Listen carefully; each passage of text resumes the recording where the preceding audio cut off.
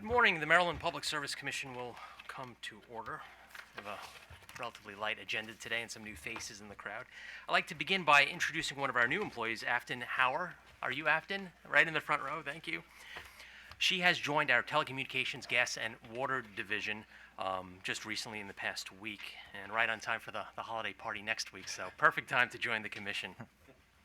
She graduated earlier this year, magna cum laude, from St. Mary's College down in Southern Maryland with a double major in economics and environmental studies.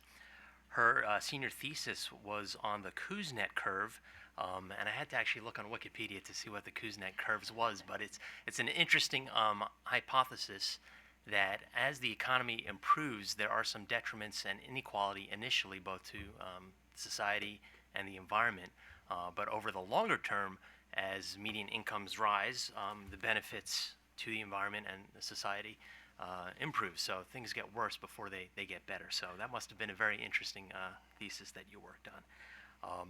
During her time at St. Mary's, she was an executive board member of the Economics Club and a member of the Economic Honor Society. So obviously she has the talent and chops to help the TGW folks. So Afton, welcome to the PSC. Recently, the PSC has been in the news with respect to retail choice competition in the state, and the Baltimore Sun, actually, the editorial board, issued a piece last week which I felt compelled to respond to. Retail choice has been the law of the state for the past 20 years when the state made the informed decision to restructure. Since then, we've had an influx of retail energy suppliers, both for natural gas and for electricity in the state, and we review every application that comes in and is presented before us. I believe that customers do like the ability to choose their energy provider. I could speak from personal experience, having the ability to choose both my electric and natural gas supplier. You have the opportunity to take a look at the price, the terms, the options, and even the benefits and giveaways, the marketing giveaways, whether it be airline miles, gift cards, or whatnot. Customers also have the choice to determine whether they want a fixed rate or a variable rate. In my experience, unless you're probably an energy or commodities trader at NYMEX, there's probably no good reason why you should be on a variable rate. But customers have to make that choice for themselves. Oftentimes these variable rates come with an intro teaser. For the first 3 months, you'll pay 5 cents a kilowatt hour.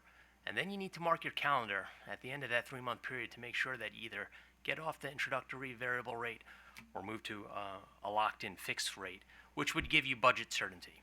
You know your rate will be set at a particular price for 1 year, 3 years, or whatever your contract term is. It's always important to read the fine print. Currently, the PSC is reporting that approximately 650,000 retail customers in the state have decided to choose an energy supplier. That's about 20%, a little less than 20% of all retail customers in the state have exercised their ability to choose. In terms of our larger commercial and industrial customers, over 80% of those customers have the sophistication and invested the time and resources to determine that purchasing from a retail supplier results in an economic benefit as opposed to their local distribution utility. That said, we are mindful that there are a few of the many retail suppliers that have engaged in deceptive marketing practices, scams, or ripoffs. Earlier this year, this commission revoked the license of a natural gas supplier to do business in the state. We also ordered refunds and suspended their license. So this commission is actively investigating and pursuing those retail suppliers that may have engaged in unlawful conduct, contrary to either the multiple statutes, or the commission's regulations. And our Consumer Affairs Division will enforce our regulations to the letter of the law. I would like to note that last year in fiscal year 19, we had 704 complaints that were filed and adjudicated by our consumer affairs folks. 704 customers who took the time to make a complaint resulted in a majority of them with a satisfactory outcome. I would note that that number, as compared to the total number of customers that have exercise choice, is just 0.1% of all customers in the state.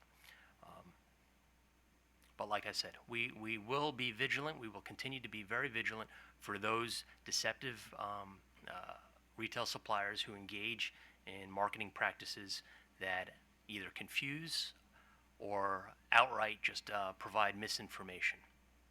If you have a contract that's more than 3 pages, it's probably too good to be true. You need to read the fine print. So that's what I would like to say on that.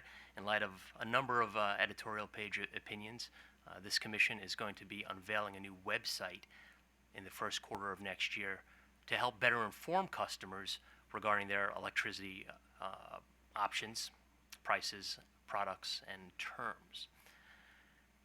Additionally, I will keep you in suspense, but the commission will make an announcement next week, early next week, with regard to some additional efforts to provide more transparency with respect to our retail suppliers in the state. So stay tuned for that announcement. With that, we will move to the very light consent agenda. Mr. Secretary, hold on one second. We do have some minutes from the December 4th, 2019 meeting. If the commissioners have had a chance to review, all in favor, please say aye. Aye. The minutes from that meeting are approved. Mr. Secretary. Mr. Chairman, there's one item on today's consent agenda. Item 1 consists of revised tariff pages from CBeyond Communications LLC. The company proposes to change its name to Fusion Communications LLC. Thank you. Do the commissioners have questions? Seeing none, is there a motion?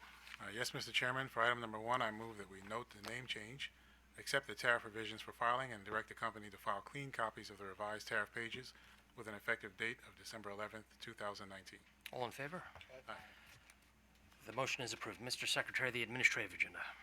Mr. Chairman, item 2 on the administrative agenda is a request from Chop Tank Electric Cooperative Incorporated and Old Dominion Electric Cooperative, request for a waiver of certain requirements of the Federal Energy Regulatory Commission under the Public Utility Regulatory Policies Act of 1978. Good morning, Mr. Chairman, Commissioners. Lloyd Spivak for the Commission staff. This is the further consideration of a joint request filed on September 17th, 2019 by Chop Tank Electric Cooperative Incorporated and Old Dominion Electric Cooperative for the Commission's endorsement of their petition to the Federal Energy Regulatory Commission for a partial waiver of certain obligations in FERC's rules implementing Section 210 of the Federal Public Utilities Regulatory Policies Act of 1978.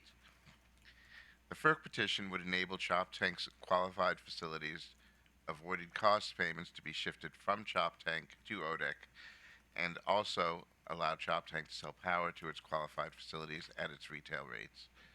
The Commission previously considered this matter at its administrative meeting of October 16, 2019. At that time, based on the requirements of 18 Code of Federal Regulations, Sections 292.402, and following the procedure that was used by the Virginia State Corporation Commission earlier this year with respect to the same request, staff recommended that the Commission establish a public comment period and direct staff to report on any comments received.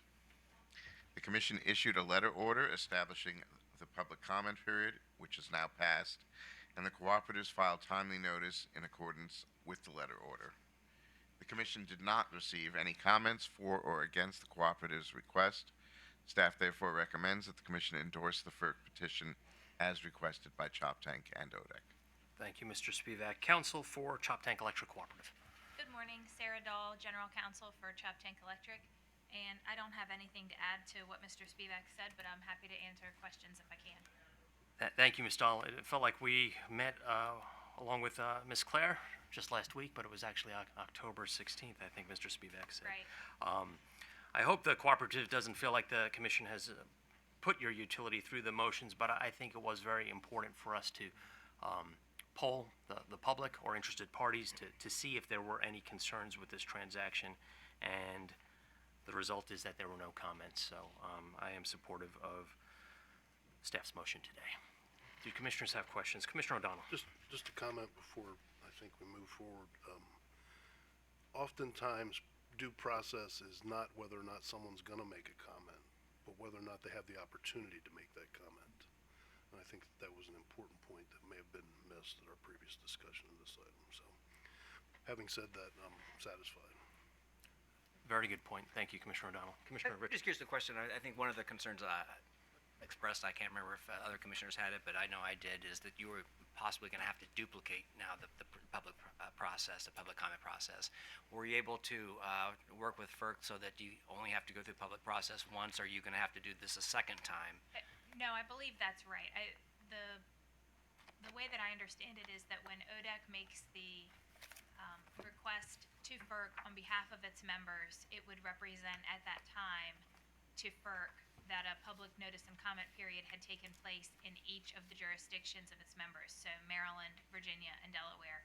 And my understanding is that this 21-day period would satisfy for Maryland. Virginia did the same thing, and I'm not positive for Delaware whether that period has happened yet or not, but it could have. So I think that it's okay as far as I don't think there was a duplication there. Okay, good. I'm glad to hear that, because that was a concern I had, that you were going to have to do this public comment two I times. don't believe so. Okay, thank you. With that, is there a motion? Mr. Chairman, I move the commission endorse the FERC petition as requested by Chop Tank Electric Cooperative Incorporated and Old Dominion Electric Cooperative. Thank you. All in favor? Aye. The motion is approved. Thank you for making the long drive for 4 minutes. It's okay. Thank you. Thank you. Thank you, Commissioners. Thank you, Mr. Spivak. Mr. Chairman, item number 3 is a request from Delmarva Power and Light Company to refund a duplicate EUSP payment. Mr. Mike Hill, good morning. Why don't you join us up front? I have some questions already. Good morning, Ms. Garofalo. Good morning, Mr. Chairman, Commissioners. Annette Garofalo on behalf of Commission staff. Delmarva Power and Light Company is seeking the return of $289,678.19, which was paid through the Office of the Comptroller of Maryland for the Electric Universal Service Program. The payments represent amounts due for EUSP and paid for by ratepayers. DPL states that it sent a payment in the amount of $289,678.19 payable to the state of Maryland on May 3rd, 2018. Due to a system error, a duplicate check for the same period made payable to Maryland was sent to the comptroller on July 30th, 2018. Both checks were cashed and placed in the EUSP fund, which is a continuing non-lapsing fund not subject to Section 7302 of the State Finance and Procurement Article. The Office of Home Energy Programs administers the EUSP and the EUSP fund with Commission oversight. Staff monitors the EUSP fund on a monthly basis. The comptroller's records show that on May 14th, 2018, DPL did make a payment of the amount that's at issue here, and that was credited to DPL's account for the April 18, 2018 period. Subsequently, DPL made 3 payments during August and September. On September 6th, DPL was credited as paying the amount it is here requesting to have returned for the July 2018 period, and that was the second payment during that month. Staff confirmed with the comptroller that the 3 payments were in fact correctly recorded. Thus, DPL made a total of 13 payments in calendar year 2018, with the extra payment having been made in July for the amount of $289,678.19 that DPL claims it overpaid. There's no indication that DPL overcharged its ratepayers for the EUSP in 2018, and the records support DPL's claim that it made a duplicate payment for EUSP in the amount for which they are requesting be returned. This money is now with the Office of Home Energy Programs. Staff has been informed by the Comptroller's Office that upon issuance of an order by the Commission authorizing the return of these funds, that amount may be returned to DPL. Staff has spoken to OHEP's Director, who does not object to this action, and staff recommends the commission issue an order authorizing the Comptroller of Maryland to refund $289,678.19 to Delmarva Power and Light Company. Thank you, Ms. Garofalo. Mr. Marchiello, why are we here today? The comptroller won't issue you the refund? Yes, the comptroller will not issue the refund. We requested on numerous occasions, as I noted in my letter, that we had a double payment and asked the comptroller to refund the money. And we were told we needed to come before the commission and ask. And so I'm respectfully asking that we get a letter order noting that we have a duplicate payment. I mean, that's part of the reason you're seeing the lag here. I tried to get the comptroller, the company tried to get the comptroller to refund the money, and they weren't gonna refund the money until they heard from the. It's more than a year ago. It was December 7th, I think, of 2018. Is that right? Not December 7th, I No? believe, sir. It was, You requested a refund of the duplicate payment on December 7th, 2018. Yeah. yeah. All right, well, Oh, you were talking about the refund, yeah. yeah, sorry, the refund. Yeah, that Okay. was the first request we made, and Well, I wasn't involved directly in that, but folks in our company were, so. And then it bubbled up to me, and All right, well, here I am. more than a year later, I can tell you that I strongly support this. It was obviously a mistake. So, Commissioner Linton. Thank you, Mr. Chairman. There's a couple of questions. For the payment of the EUSP fund is a continuing obligation, so the company would have made payments in 2017 as well. Is there any possibility that the count of making 13 payments in 2018 means that maybe in 2017 you made less payments? So you made 11, for example? Is this No. there's not a catch-up payment in the middle or No, anything? Commissioner, it's my understanding that this was a duplicate payment. We had a computer server issue, and there were more than this check that got a duplicate payment, and this is the only one. But we faithfully, by the 15th of every month, pay our EUSP payments. Okay. And question for the staff. I noted in your comments that upon I'm looking at, this is bottom of page 2.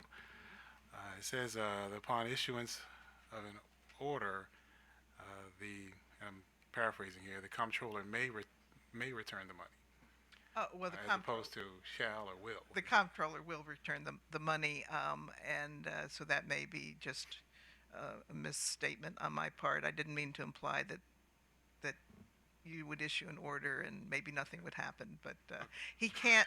I did mean to imply that the comptroller can't issue a refund without authority from the commission. Okay. All right. Thank you. Thank you. Commissioner O'Donnell. For staff, so OHEP administers the EUSP fund. They do. My understanding is the ratepayers pay this as part of their bill. The utility bundles it and monthly sends that payment to the comptroller's office. The comptroller's office then puts that in OHEP's account, and that's where that money is now. And just with regard to 2017, we did look at other years to make sure that there was no shortage of a payment in a previous year. And that's with the oversight of the staff of Public Service Commission. I think you said there was a monthly review of the EUSP fund. Is that right? Yes, the comptroller sends us his collections for each utility. We've made a chart here so that it only shows the Delmarva payments. But we did communicate when we saw these two payments just to make sure that there wasn't an error on the comptroller's part. And they did let us know that that was correct. Yeah, so I guess what I'm thinking, if this is a year old since refunds were, since the year and a half since the payment was made and a year since refund was requested, why does the oversight process take us so long to get us to the December 12th, 2019, or December 11th, 2019 admin meeting? Well, I think the filing, I was looking at that, was October 10, 2019. We did go back and check our records, and comments were written and refined. I'm fine with this. Obviously, I don't have a problem with it. If it was an underage, I would think we would have been reconciling this $286,000 underage to the EUSP much quicker, and if it's an overage, the company deserves the same alacrity, so that's why I asked the question. But thank you. Commissioners, if I may say, I do want to thank Ms. Garofalo and the staff. They were very helpful in helping me navigate this. I wasn't familiar with the funds and didn't have the contacts at the comptroller's office, so they were very helpful in getting this refund. Commissioner Linton. Thank you, Mr. Chair. I'm sorry, I have one other question. With the risk of extending our discussion further, are we still in the same fiscal year that this payment was made, or was it made in the prior fiscal?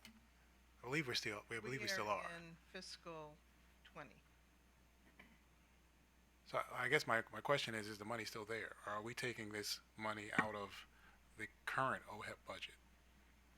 So this is something that's probably it's behind the curtain.